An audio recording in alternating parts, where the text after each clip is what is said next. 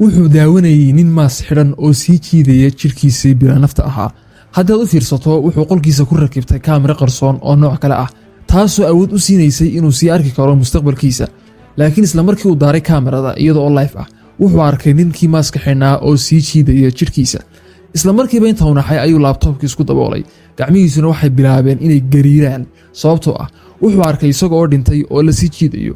wuxuu qaatay neef dheer waxaanu isku khasbay inuu mar labaad daawado muuqaalka. waxaanu arkay isla intii hore ninkii maaska xidhnaa oo sii jiidaya jirkiisii dhintay. waxaanu bilaabay in maaska uu ninku xidhan yahay uu ka dhex baadho internetka, laakiin waa uu ka waayay wax noociisa ah. waxaanu dhowr jeer hubiyey in albaabadu ay u xidhan yihiin. gudaha bayna gaadhaysayna wuxuu la dhibanaa hurdo la'aan baahsan. cod kasta oo maqlana naxdin weyn ayuu ku hayay. kadibna hal habeen ayaa waxa uu ka maqlay gudaha guriga cod u dhigan sidii in wax quraarad ah la jajabinayo. waa uu naxay, kadibna waxa uu maqlay qof soo socda socodkiis. waxaanu soo qabsaday mididiisii isagoo hoos u soo daadegay. kadibna waxa uu gudaha guriga ku dhex arkay ninkii maaska xidhnaa oo sita midi oo ku dhex wareegaya gudaha guriga. waxaanu markiiba weerar ku qaaday ninkii maaska xidhnaa isagoona midi la dhacay ilaa uu ninkii maaska xidhnaa dhulka ku dhacay. wuxuu dareemay xoogaa nafisaad ah, kadibna wuxuu go'aansaday inuu ninka ka qaado maaska wejiga ugu xidhan. waxaanu noqday nin wata wejigiisa oo kale.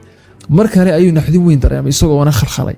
waxaanu maqlay albaabka oo la soo gargaraacayo, kadibna waxa uu go'aansaday inuu isagu xidho maaska isagoona ka labalabeynaya inuu qaado oo uu jiido meydka.